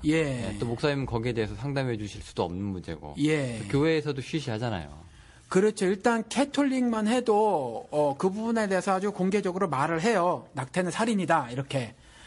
그래서 그런데 우리 기독교 개신교에서는 쉽게 말해서 손님 떨어지거든요. 제가 1990 몇 년도 조사 그 해인가 그걸 한번 이전에 조사를 해본 적이 있어요. 제가 신학교 다닐 때.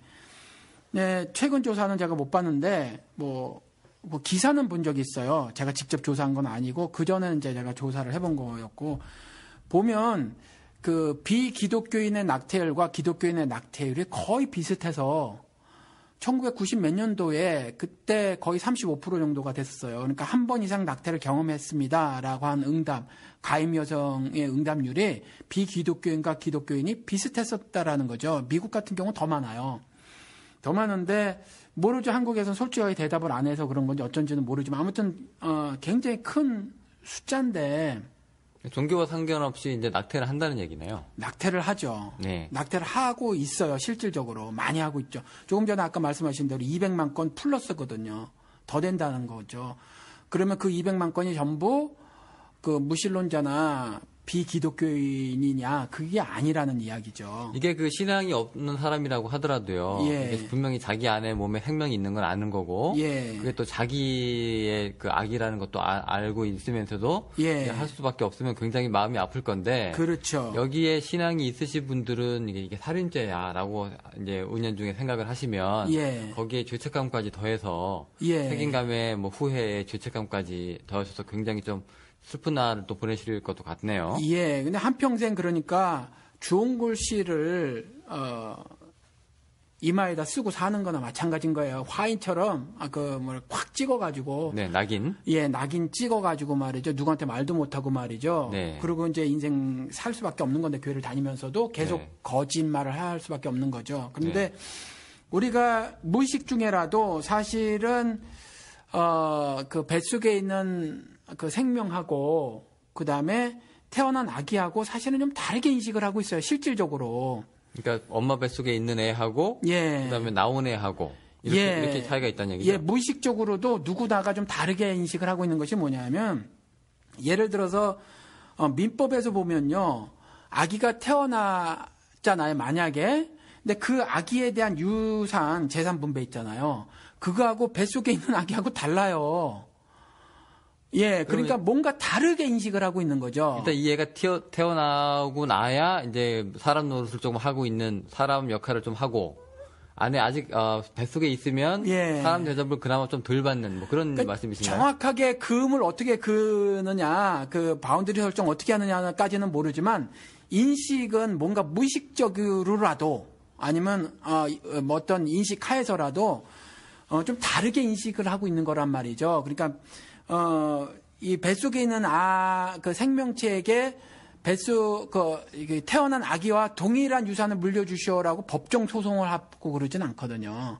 그러니까 다르게 인식을 하고 있고, 형법상에도 마찬가지예요. 예를 들어서 태어난 아기를 누가 많이 죽였잖아요. 그럼 살인이거든요. 근데 뱃속에 있는 아기가 뭐 예를 들어서 무슨 산부가 누구에게 살인을 당해서 그 아기까지 죽어버렸다 그랬을 경우 2명을 살인한 것으로는 안 한단 말이에요.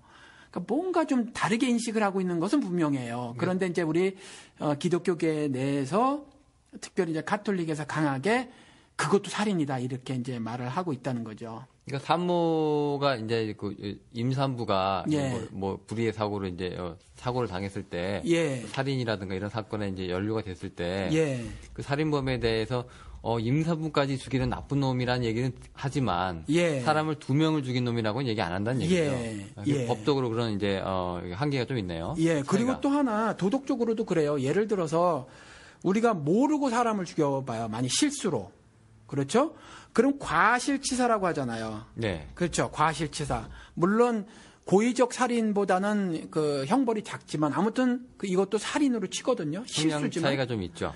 근데 우리가 미스캐리지라고 하는 거 이게 지금 갑자기 또 한국말 생각이 안 나가지고 죄송합니다. 영어도 못하면서 미스캐리지가 뭐죠? 일부러 낙태한 거 말고 그 불이 적어도 지금 정확하게 갑자기 떠오르진 않는데 아무튼 그 일부러 낙태한 거 말고 그 어떤 사고에서 유산? 유산. 네네. 지금 생각났습니다. 유산. 예, 죄송합니다. 너무 오래 살았어요 미국에. 그냥 변명하는 거로 좀 이해를 해주시기 바랍니다. 이 유산 같은 경우는 우리가 과실치사로 얘기 안 해요. 그렇죠? 그러니까 뭔가 다르게 인식하고 있는 거는 분명하다는 거죠. 법적으로나, 그렇죠. 정서적으로나. 그렇죠. 실수로 사람을 죽인 걸 과실치사라고 하면 실수로 아기를 몸 안에 있는 생명체를 죽였으면 그것도 만약에 낙태가 살인이면 유산도 과실치사로 인정을 해야 되는데 유산을 한 당사자나 아니면 주변 사람들은 유산한 사람을 위로해주고 말이죠.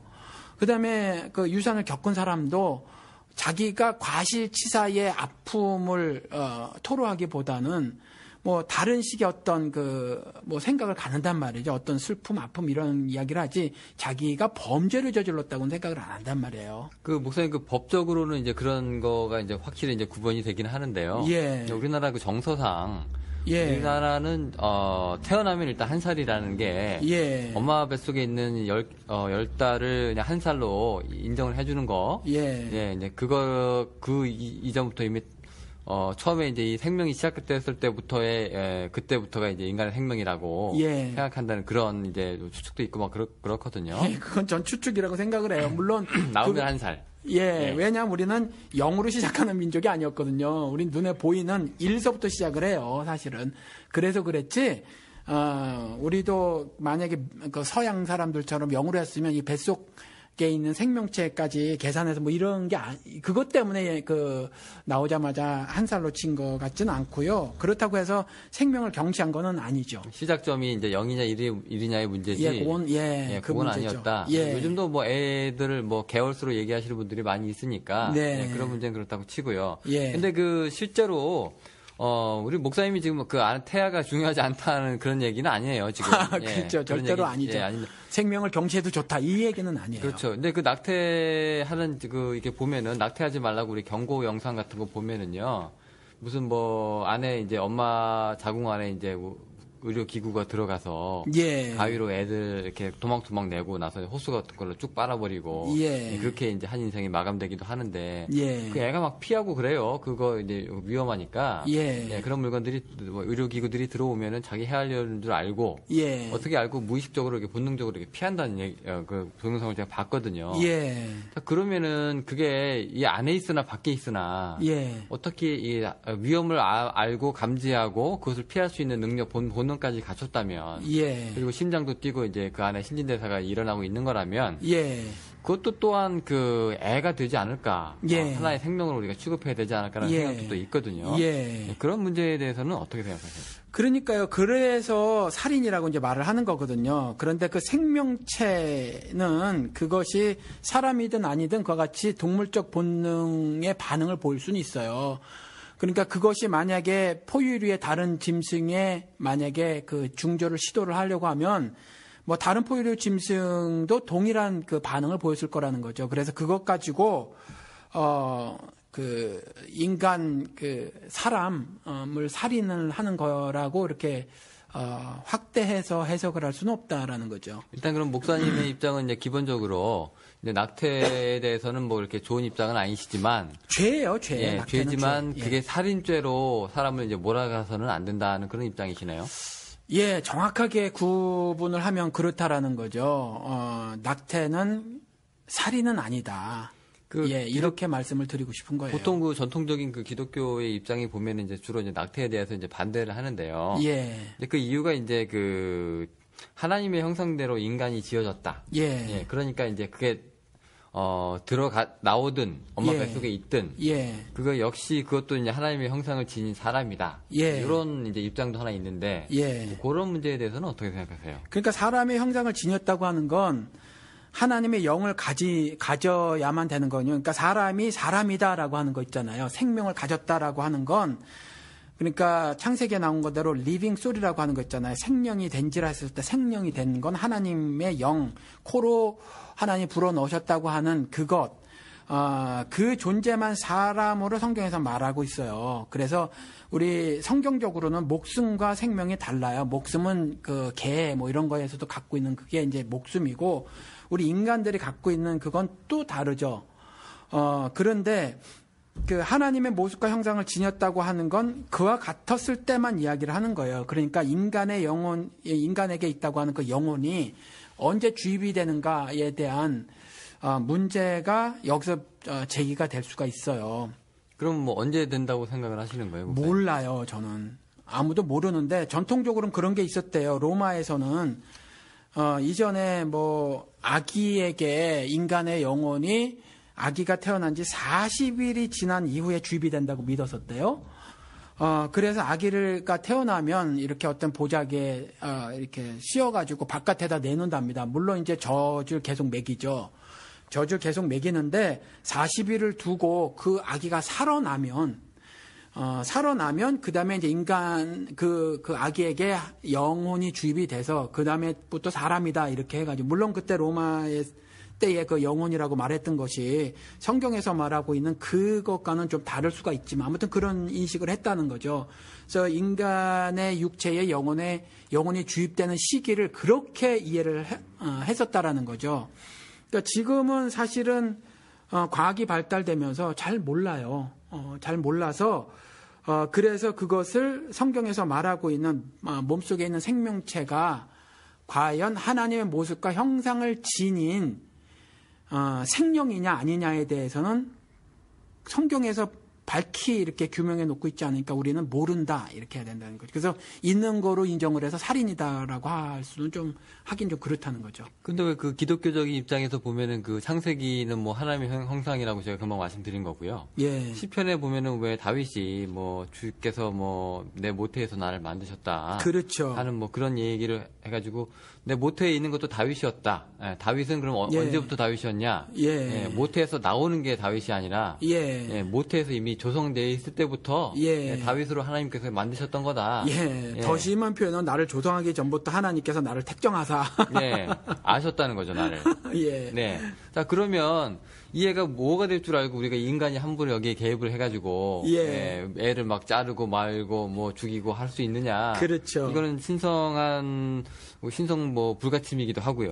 뭐 하나님에 대한 뭐 반역이기도 하다. 생명이 생명을 어떻게 함부로 이런 얘기도 있는데요. 이런 거는 뭐 어떻게 생각을 하세요? 그러니까 다윗 이야기를 하면 다윗의 말은 그냥 문학적 표현이에요. 그러니까 하나님이 우리가 만들자 하시면서 사람을 만들었잖아요. 다른 건 다 말씀으로 창조를 하시고. 근데 우리가 만들자 하고 만드시고 난 이후에 사실은 남자만 만들고는 보기에 좋았더라 안 했어요. 남자 만드시고 그 다음에 1장으로 다시 돌아와서 시간적으로는 2장이 먼저예요. 그리고 이제 1장으로 돌아와서 남자 여자를 지으시고 보기에 좋았더라 하시거든요. 사람은 혼자로는 절대로 독처하는 것으로는 좋지 않습니다. 아무튼지 이렇게 남자 여자를 창조하시고 이제 하나님도 보기에 좋았더라 이렇게 말씀을 하셨거든요. 이게 무슨 질문 때문에 이렇게 나간 거였죠? 그러니까 이제 그 엄마 뱃속에서 그러니까 시편. 그렇게 사람은 이제 이렇게 지으셨단 말이죠. 이렇게 지으시고 난 다음엔 더 이상 하나님께서 우리가 만들지 않으세요. 이렇게 만들지 않으시고 저 같은 경우도 우리 애 셋을 낳은 걸 하나님께서 어떤 영적 질서를 보여주셨냐면 저와 제 아내가 결혼을 하고 그래서 아기를 낳도록 하셨어요. 그러니까 더 이상 우리가 만들자 하지 않으신단 말이죠. 그러니까 다윗 같은 경우도 뱃속에 우리가 지금부터 아기를 조성해서 다윗을 만들자 하시니 다윗이 된지라 이런 거 아니라는 거죠. 그러니까 다윗은 하나님의 절대 주권적 어떤 일하심 이 부분에 대해서 문학적으로 표현한 거지. 사실은 하나님의 그 질서는 하나님 온 만물을 지으시고 질서라는 걸 보여주시잖아요. 그 질서대로 이제 움직이는 거예요. 운행이 되지는 거죠. 그 자연 질서 속에 우리 인간의 삶도 하나님의 법칙 있잖아요. 자연 질서대로 운행이 되지는 거라서 이제는 우리가 후손을 어떻게 보냐면 결혼을 해서 그렇게 보는 거죠. 더 이상 이제 하나님이 우리가 만들자 하시는 거 아니고 그래서 그냥 문학적인 표현이에요. 그 낙태가 어떻게 보면은 그 인간이 만들어낸 그 무슨 가치, 그다음에 편리, 그다음에 산모나 아니면 가정 환경에 따른 선택 이렇게 보고 있잖아요. 근데 그런 거에 따라서 낙태를 하는 게 이제 세속적이고 굉장히 개인주의고 그다음에 인본주의적이다 하는 지적이 있는데 그것도 목사님에서 그런 면에서도 동의를 하시는 건가요?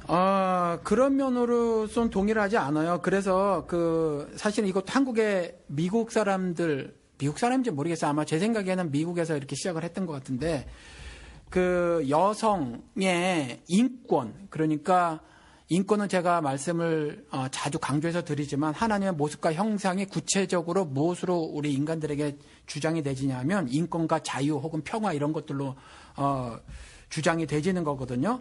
그러니까 단순히 인본주의적인 것이 아니라 이 프로 초이스라고 이제 이렇게 이분들이 주장을 하잖아요. 그래서 여성의 인권 부분, 전 이걸 단순히 인본주의적 사고라고 보지 않고 이쪽을 중심으로 해서 낙태를 허용해야 한다고 주장한 사람들은 이제 그쪽으로 주장을 하는 거고요. 그 반대쪽은 그러다 보니까 라이프라는 단어를 써서 프로 라이프, 저쪽은 프로 초이스라고 하면 프로 라이프라고 해가지고 이제 우리 배 안에 있는 생명체에 대한 존중함을 이렇게 보고 이쪽도 역시 생명권에 대해서 존중을 하는 건데 둘 다 그와 같이 생명에 관한 혹은 그 사람으로서 하나님의 영혼을 가진 존재로서의 어떤 인권 부분을 서로 주장을 하는 거라고 저는 생각을 해요. 그러면 이제 죄는 그 두 개가 충돌이죠. 죄는 맞지만 인본주의적인 성향의 발로다 이런 건 아닌 거예요? 예, 저는 그렇게 생각하지 않고 둘 다 사실은 생각이 다른데 그리고 들어보면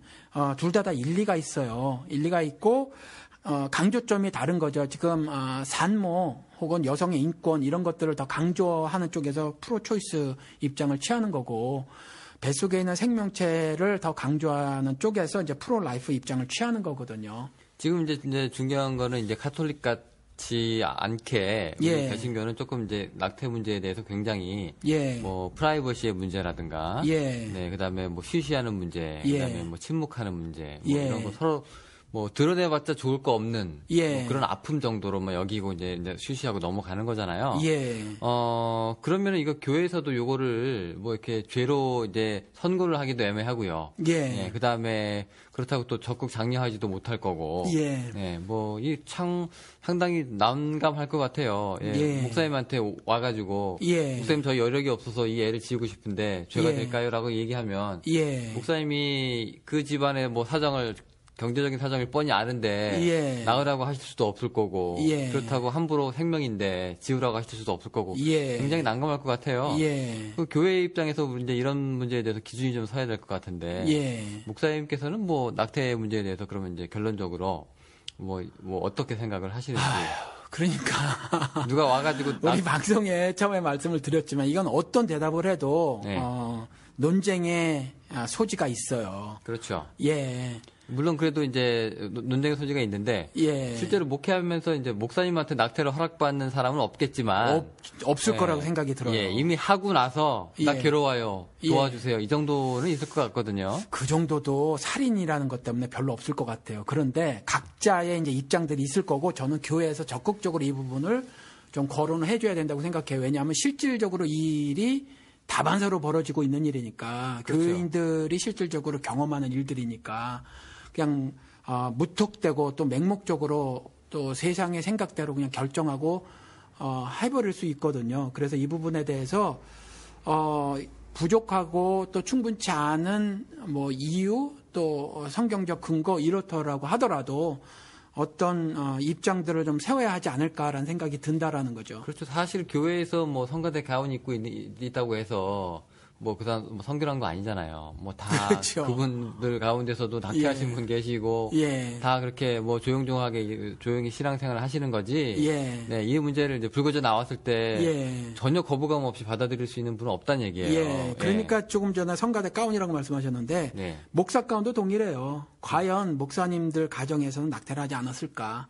전 동일한 퍼센테이지를 보일 거라고 생각을 하는 거죠. 아까 그 통계 자료에서도 말씀하신 것처럼 보니까 뭐 신자와 비신자의 낙태율 구분이 그렇죠. 큰 차이가 없으니까 예. 똑같은 일이 교회에서도 이루어지고 있다. 그렇죠. 이렇게 생각하면 될 것 같은데요. 아니 보세요. 얼마나 목사들이 추악한 일을 많이 벌이는지 그거 안 하겠냐는 거죠. 뭐 제 나이 비슷한 그 전병욱 씨는 뭐 딸 같은 그 여자 그 교인을 그렇게 막 성추행? 성추행 정도가 아니죠. 성폭행. 성폭행인가요? 예, 성폭행이죠. 성추행 그러면 가벼워요.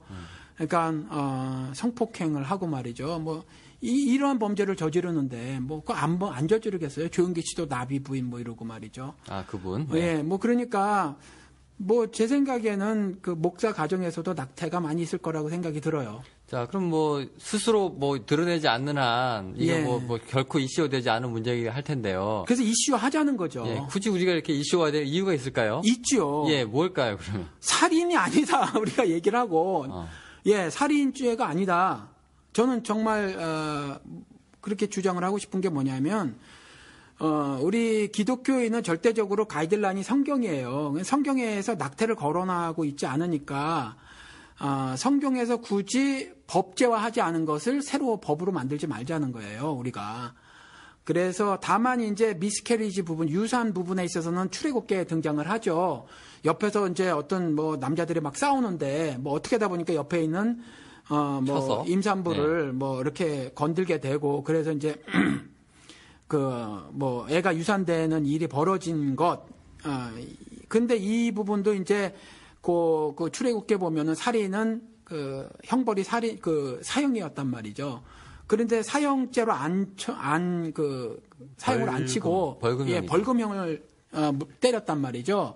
그러니까 그때도 그런 부분에 있어서는 이제 그 그 산부 입장에서는 유산이지만 이쪽 가해자 입장으로 보면 그건 살인인데 그럼에도 불구하고 살인으로 안 쳤다는 거죠. 그리고 당시에는 의학이 발달되지 않아서 아기가 들어찼을 때 그 아기가 이미 많이 컸을 거라는 거죠. 그러니까 배아냐 태아냐 했었을 때 태아의 상태였을 거라는 거죠. 배아 상태가 아니라.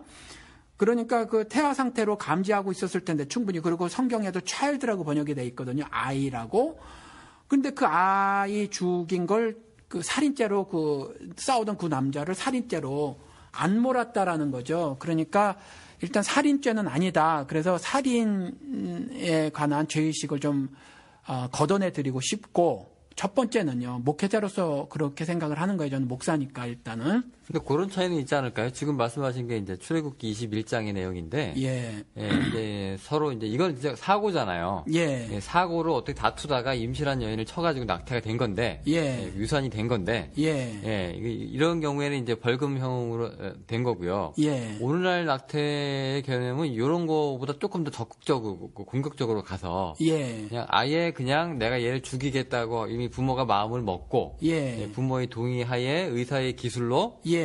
애가 제거되는 수순이잖아요. 예. 네, 그거하고 요거하고 근데 조금 예. 굳이 굳이 성경에서 낙태를 합법화하는 건 아니지만 예. 지금 그게 이때의 출애굽기의 얘기는 그냥 사고였기 때문에 그냥 예. 벌금형이고 예. 우리가 얘기한 낙태는 조금 더 공격적이고 적극적인 형태라서 예, 그렇죠. 다를 수도 있지 않나. 예, 조금 다르긴 한데 조금 전에 우리가 말씀드린 것처럼 과실치사도 살인으로 하거든요. 그러면 그 산부 입장에서는 그냥 유산이지만 옆에 싸우던 사람들은 과실치사, 그러니까 사람을 사고로 죽인 거예요. 근데 사람을 사고로 죽인 거로 성경은 말을 하고 있지 않다는 거죠. 그러니까 딱 맞아 떨어지진 않지만 내가 고의적으로 적극성을 떼어서 그 아이를 내가 일부러 고의로 죽인 거는 아니에요. 그렇지만 아무튼 그렇게 말을 해놓고 있고, 그래서 저는 낙태 부분에 있어서 첫 번째는 일단 살인은 아니다라고 일단 말씀을 드리고 싶고, 두 번째 조금 이렇게 문제 제기를 해주신 거, 고의적으로 그다음에 적극성을 떼서 의사의 도움을 받아서 내가 뱃속에 있는 그 생명체를 죽이고 그것을 몸 바깥으로 이제 꺼내내는 걸 낙태라고 하잖아요. 근데 이거 같은 경우는 우리가 좀 나눠보자 이렇게 말씀을 좀 드리고 싶어요. 조금 전에 제가 배아, 태아라는 말을 썼는데 제가 의사는 아니지만 예를 들어서 8주 이전, 대개의 경우 8주 이전 같은 경우를 이제 배아라고 한대요. 배아. 그리고 그 이후를 태아라고 한답니다. 이게 이제 영어도 뭐 fetus냐 임브로이어냐 이렇게 다 이렇게 미국 사람들도 그렇게 표현을 하는데, 이 배아 상태는 사실 분명히 인간으로 자랄 거지만 인간적인 특성이, 그러니까 동물적으로 말이죠, 인간적인 특성이 하나도 갖춰지지 않은 거라는 거죠. 아직은. 그러니까 뭐 뇌가 형성이 됐다거나 인간적인 특징이 하나도 없는 거예요. 그 상태거든요. 사실은 뭐 그 인터넷 같은 데를 뒤져 보시면 알지만 뭐 5개월, 6개월 돼도 아기는 여전히 굉장히 작아요. 굉장히 작고 막 7개월, 8개월 돼야 좀 커지는 거거든요. 그런데 8주 때까지는 뭐 거의 아주 굉장히 작은 거예요. 그러니까 한 8주 때까지는 뭐 1mm도 안 되나 뭐 이런 거예요. 그러니까 아직 그냥 작은 뭐 형태고 뭐 세포수레 엄청 많겠지만 그렇게 어떤 그 생물학적으로 인간의 특징을 전혀 갖추지 못한 상태라는 거죠. 그러니까 요때를 좀 구분을 해서 요때까지의 낙태는 좀 허용을 하면 어떨까라는 생각을 제가 좀 가져봤었어요, 이전에. 그 제도적으로요? 아니면은 뭐 신앙적으로? 도덕적으로, 신앙적으로. 그때까지는 그러면 이제 아무런 뭐 양심의 가책 없이, 예. 무슨 피임 마냥, 예. 네, 뭐 자유롭게 뭐 할 수 있다. 예, 말씀드린 것처럼 이것에 대해서 이제 권고 방송은 아닙니다, 저희가. 예, 생명을 뭐 함부로 한다면 이제 또 논란의 소지가 있을 수 있는데, 그래서 그냥 개인적으로 일단 성경에서 자세하게 설명하고 있지 않은 부분이어서 한번 생각을 해본 거죠. 예를 들어서 이것도 영어 단어로 쓸게요. 한국말로 하면 좀 그러니까 뭐 한국말로 되겠군요. 정자와 난자도 생명이라는 거죠. 그렇죠? 그리고 정자와 남자가 합쳐진 수정체도 생명이에요. 근데 이것은 우리가 한없이 주교되고 있거든요. 그렇잖아요. 그렇죠. 한없이 주교되고 있으면서 죄의식을 안 가져요. 그런데 이게 자궁에 착상이 됐어요. 그렇죠? 네. 착상이 된 이후에, 착상이 됐을 때 세포가 이제 뭐 1개에서 2개, 2개에서 4개, 4개에서 8개로 이제 이렇게 바뀌어질 거란 말이에요. 그렇죠? 언제부터 낙태로 칠 거냐라는 거예요. 언제부터 이것을 생명체로 죽이는 것으로 인정을 할 거냐라는 질문을 과학이 발달된 현대에서는 제기를 할 수밖에 없다라는 거예요. 어떻게 보면은 그 낙태가 계속 이제 근원으로 가면은요. 예. 정자와 난자 수준에 못 만나고 하는 것까지도 어떻게 보면은 낙태라고 할 수 있는 문제네요. 사실은. 생명체를 죽이는 거니까 그것도. 네. 그렇죠. 아예 생명을 이제 이루지 못하게 하는 부분이니까. 예. 방해를 하는 거잖아요. 피임이라는 게. 예. 조금 전에 제가 말씀드린 것처럼 그 태아가 아니라 배아 상태에서는 그 생물학적으로 전혀 인간의 특징을 가지고 있지 않은데 뭐 뇌도 형성이 아직 안 됐고 뭐 그렇다고 하던데 그럼에도 불구하고 반드시 인간이 될 거니까 살인이다라고 말을 한다면 수정체 혹은 정자, 난자 이것도 반드시 이 사람의 정자와 난자라면 반드시 사람이 될 거거든요. 그렇잖아요. 그러니까 이것 역시도 그러면 동일하게 우리가 적용을 해야 된다. 적용을 해야 되지 않느냐라는 거죠. 그래서 조금 확대해서 좀 해석을 해보면 어느 정도 우리가 그런 부분에 있어서 처음에 말씀드린 것처럼 하나님이 다 우리가 만들자 하시는 것이 아니라 이제 우리 사람들이 결혼을 해서 아기를 갖는 건데 매번 다 아기를 가지면요. 그 아기가 뭐 가끔 아프리카에서 오면 굉장히 많잖아요. 우리도 이전에 우리 부모님들이 많이 나셨거든요. 그리고 피임에 대해서 많은 지식과 또 방법들이 개발되고 고안되지 않고 또 퍼지지 않았을 때 아기들을 많이 가지셨단 말이에요. 그러면 지금도 사실 그런 일을 하지 않는다면 각 가정에서 아기를 엄청나게 많이 가질 수밖에 없거든요. 근데 그러한 것들을 사실 인위적으로 우리가 조종을 하고 있는데 그런 인위적인 조종을 약간 조금 확대하는 수준까지 좀 나가면 어떻겠는가라는 생각을 가져봤다라는 거죠. 예, 다시 실황적인 질문으로 넘어와서요. 예. 자, 그러면 이제 우리 교회에서 목사님은 이제 낙태를 살인죄까지는 적용하지 말고 예. 하시는 분들의 이제 마음의 짐을 예. 살인까지는 우리가 이제 크게 확대시키지는 말자. 예, 성경에서는 일단 살인이라고 말을 해놓고 있지 않으니까. 네, 규정을 하지 않으니까. 예. 네, 그러면은 그렇다고 치면 이제 교회에서 무슨 변화들이 일어날 수 있을까요? 예를 들어서 우리가 그만큼 그 책임이라든가 아니면은 물론 저희가 생명 경시 이런 건 아니지만은 예. 그만큼 낙태에 대해서 조금 문을 열어놓았다고 치면은요. 예. 그럼 교회에서 무슨 일들이 일어날 수 있을까요? 일단 그 낙태를 실행한 부부 또 그 가정 전체에서 일단 죄의식, 죄책감 요것을 조금 덜 수 있지 않을까 싶은 거죠. 물론 그것이 성경에도 분명히 범죄라고 돼 있으니까 범죄는 범죄예요. 그런데 인식하기를 처음에 우리 방송에서 말씀을 나눈 것처럼 살인에다가 내 새끼 죽인 거가 돼버려서 아무도 말 못하고 있다는 거죠. 그러니까 그 수준에서 의식에서 좀 벗어났으면 하는 생각이 든다라는 거죠. 실제로 이런 문제에 대해서 목사님한테 상의한 부분은 없죠, 아직은.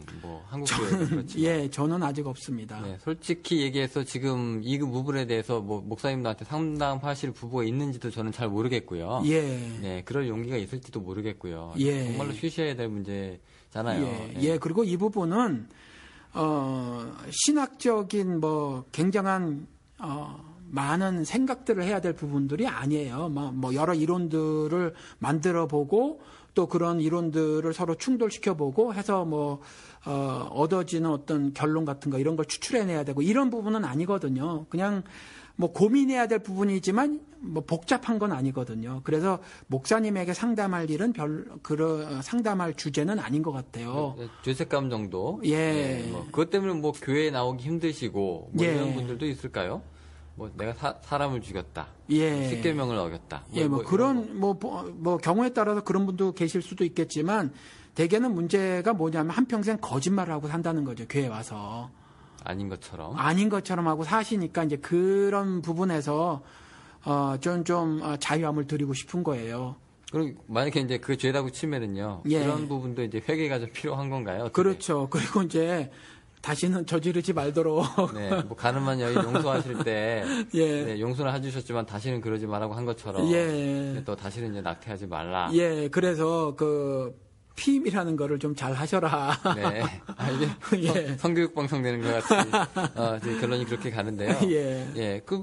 실제로 목사님들 입에서 이제 이렇게 살인죄 아닙니다까지만 나와도 예. 그래도 앞으로 내가 그러면 더 많이 저질러야지라고 생각하는 사람들은 정말 나쁜 사람일 것 같고요. 예, 네. 그렇지 않을 거예요. 왜냐하면 인간뿐만이 아니라 생명에 대한 어떤 그런 부분에 있어서는 짐승들도 그렇게 함부로 안 하거든요. 먹이사슬 얘기하지 마시고 네네. 자기 새끼들 혀로 할 거 하는 거 보세요. 그렇지 않거든요.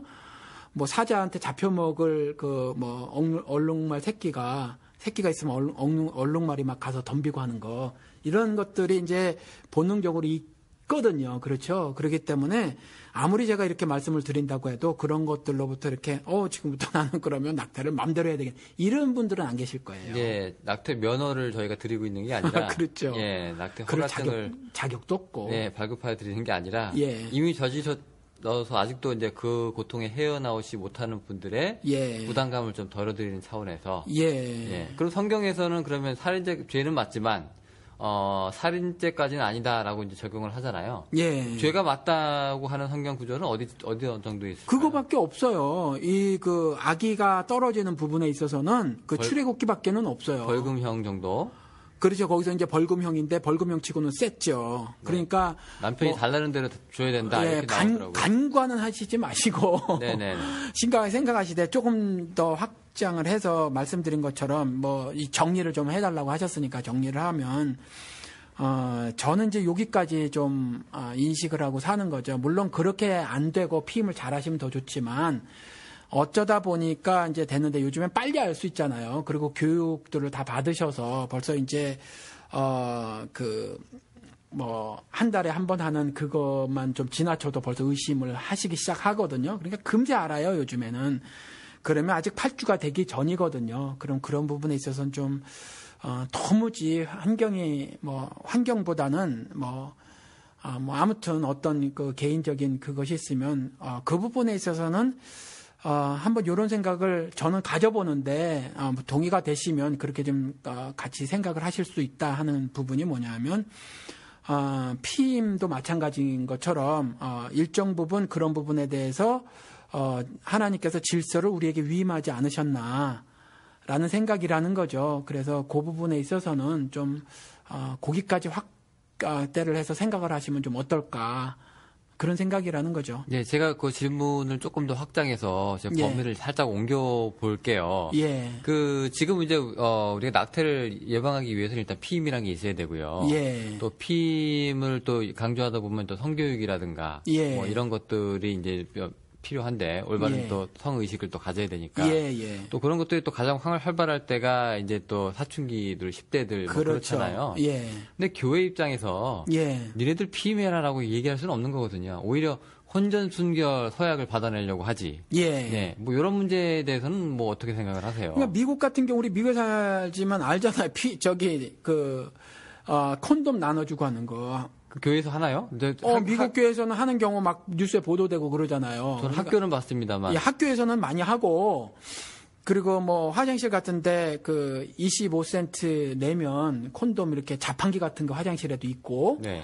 뭐 이런데 뭐 일반 그 마켓에는 없지만 예를 들어서 술집 같은 데 가면 그런 게 있다고 그래요. 예, 여기는 또 중학생 된 딸이 놀러 갔을 때 아버지가 그 딸 노는 집에 가가지고 야 이거 써라고 콘돔 갖다 주는 나라입니다 여기가.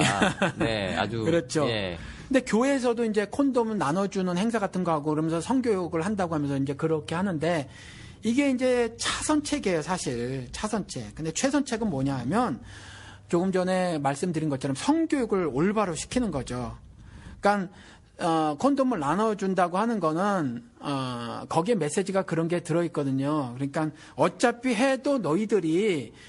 우리가 이렇게 저렇게 말을 해도 너희들이 어차피 그런 일을 저지를 거니까 저지를 때 이렇게 해라라고 이제 말씀을 하는 건데 막지는 못하는 걸 아니까. 예. 근데 아예 혼전 순결에 대해서 굉장히 많은 교육을 좀 시켜야 될 것이라고 생각이 들어요. 목사님도 그 교회에서 이제 결국 방법이 성교육이나 이제 피임이 아니라 혼전 순결적으로 가야 낙태를 긍정적으로 가장 이제 본질적으로 예방할 수 있다는 생각이신가요? 그래서 제가 그 베트남에 갔을 때 그 젊은 대학생들을 상대로 해서 이제 이렇게 뭘 가르쳐요. 그러면은 이미 뭐 성경 같은 건 많이 가르치니까 제가 접근 방법을 안 믿는 친구들을 이렇게 죄송합니다. 아무튼 모아 드릴 때 뭐 대학교 같은 데 가서 이제 조그맣게 안내문을 붙이죠. 영어 공짜로 가르쳐 주겠습니다. 이렇게 가르쳐요. 그러면 이제 영어를 잘하진 못하지만 간단한 회화 정도라도 배우고 싶어 하는 사람들이 많거든요, 거기도. 그럼 뭐예요? 그럼 이제 주제를 적당한 걸 꺼내내는데 젊은 친구들은 어느 나라나 동일한 것 같아요. 몇 가지 문제가 굉장히 큰 관심사인데 뭐냐 하면 결혼, 뭐 연애, 그다음에 직장, 무슨 섹스, 뭐 이런 것들이 이제 관심이에요. 그러면 제가 이거 방송에서 말씀을 드렸는지 모르겠는데 제가 한번 이렇게 젊은 친구들에게 물어본 적이 있어요. 성교육을 언제부터 해야 되니? 이 말씀 제 방송에서 했나요? 한번 했던 것 같은데요. 아, 그런가요? 그게 방송이었는지 저희 사담이었는지 모르겠네요. 그래요. 그럼 다시 한번 말씀을 드릴게요. 성교육 언제부터 해야 된다고 생각하니? 라고 물어봤을 때 한 4, 50명 되는 친구 중에서 한 40명 됐던 것 같아요. 그 중에 절반이 어떻게 대답을 했냐 하면 고등학교 졸업 이후라고 말을 했어요. 그리고 나머지 절반 중에서 또 절반 정도가 중학교 졸업 이후, 고등학생 된 이후에. 그다음 나머지 중에서 이제 조금씩 나눠졌는데 그래도 뭐 중학교 다닐 때, 초등학교 때 얘기는 하는 친구는 없었어요. 그런데 제가 이렇게 성교육 얘기를 했다는 거죠. 제 아내가 그렇게 했다. 조금만 있을 때 우리 아기를 씻기면서 그냥 말도 안 되는 곡조 붙여가면서 아기야 이 아름다운 몸을 오직 한 남자에게만 보여주렴. 아마 어느 시에서 봤던 것 같아요. 제 아내가. 그래서 그걸 그대로 읊어주는 거죠. 아기를 씻기면서. 아기가 말귀를 못 알아들었을 때거든요. 그랬을 때 제가 이것이 성교육이니 아니니? 라고 물어봤어요. 걔네들한테. 그랬더니 성교육 맞대요. 그럼 성교육을 언제부터 시킬 수 있어? 라고 했더니 어릴 때부터 시킬 수 있다. 이렇게 대답을 해요. 그러니까 이와 같이 자기가 지켜야 할 그 혼전 순결이 얼마나 중요하고 가치 있는가를 어렸을 적부터 가르치는 일이 절대적으로 중요하다. 특히 이제 뭐 한국은 어떻게 변할지 모르지만 서구화가 빠르게 진행되는 나라여서 지금 미국 같은 경우는 윤리나 도덕을 학교에서 못 가르치게 돼 있어요. 한 사람의 사상을 강제적으로 주입하는 것이 되기 때문에 못해요. 그래서 이와 같은 부분들도 사실은 못하고 있거든요. 그래서 뭐 성범죄나 어떤 성병 뭐 이런 것 때문에 그런 교육은 하더라도 이와 같이 성윤리 뭐 이런 것들은 잘 못 가르친단 말이에요, 법으로. 근데 이런 것들을 교회에서 해야 되는데 앞으로 한국도 그렇게 될지 몰라요. 한쪽에서 막 강하게 주장하면. 그러면 이와 같은 일들은 이제 교회에서 해줘야 되는데 원칙적으로 혼전 순결 같은 거 이런 것들을 절대적으로 가르치면 아무래도 낙태가 자연스럽게 줄어들지 않겠는가. 뭐 이런 생각도 든다는 거죠. 절대적으로 중요하다고 생각이 들어요. 네, 오늘 목사님 모시고 같이 이제 낙태 얘기를 저희가 나눠봤는데요. 예, 결국 이제 이게 살인죄는 아니지만, 죄지만, 그 살인죄 이제 집회의식이라고 해야 될까요? 아니면 죄책감이라고 해야 될까요? 예, 엄청난 죄책감이죠. 그런 거에 대해서 조금 자유로워지실 필요가 지금 있으시고, 그것 때문에 이제 신앙생활이 막히면 안 되니까요. 예, 거짓말로 살지 말자, 인생. 하나님 앞에서. 네. 그렇게 해서 솔직히 교회에서도 또 그런 거에 대해서 허심탄회하게 터놓고, 서로 얘기하고, 주고받는 얘기가 좀 됐으면 좋겠기도 하고요. 예, 그래서 나는 그때 이와 같이 슬프고 마음의 고통이 찾아왔었다, 이런 걸 나누고, 그랬으면 좋겠어요, 차라리. 예, 그 분위기가 잘 되면 누구 하나가 이렇게 시작을 하면 또 이제 거기에 대해서 손가락질 하지 않고 누가 그 손가락질 할 만한 사람이 누가 있겠습니까? 다 거기에 대해서 잘하지 않을 텐데 그렇죠. 많은 분들이 그렇죠. 오히려 그럴 거예요. 네, 그 같이 또 자기 또 경험도 얘기하면서 또 뭐 위로 또 뭐 하는 시간도 가질 수 있을 것 같은데요. 네, 결국 이제 목사님 얘기로는 이제 결국 그게 죄 얘기를 한데 이제 그 피임, 더 나가서는 이제 올바른 성교육, 혼전 순결 이쪽으로 이제 점점 이제 그 낙태를 이제 막아서 수순이 맞다. 뭐 이렇게 지금 말씀을 하시는 거죠? 그리고 이제 어떤 경우에 있어서 피치 못한 낙태를 결정해야 할 경우 조금 더 성경만을 기준으로 해서 산다면 그 배아였을 경우에 그때의 그것도 이제 이렇게 나중에 기다려서 아기를 가지시면 더 저는 좋다고 생각을 하지만 그렇지 않은 경우에 있어서 너무 죄의식을 갖지 않으셔도 될 것 같다. 성경이 말해놓고 있지 않고 과연 그때의 인간의 영혼이 된 것이다라는 어떤 과학적 성경적 근거가 없다라는 거죠. 그래서 그런 부분에 있어서는 하나님께서 온 자연 만물을 지으시고 그것을 운행하심에 있어서 의로운 질서를 부어주셨는데 모든 것을 다스리는 권세를 우리 사람에게 주셨고 그런 부분에 있어서는 일정 부분 이 부분까지 확대 적용할 수 있지 않은가라는 생각이 저에게는 있어서 이 부분을 동의 안 하실 수 있어요. 안 하시는 분은 그냥 왜냐하면 이건 그냥 제 생각이기 때문에. 근데 혹여 이런 부분에 대해서 좀 동의가 가능하시면 또 그런 생각을 가지실 수 있다라는 말씀을 전 드리는 거죠. 네, 혹시나 그 높아심에서 다시 한번 말씀을 드리는데요.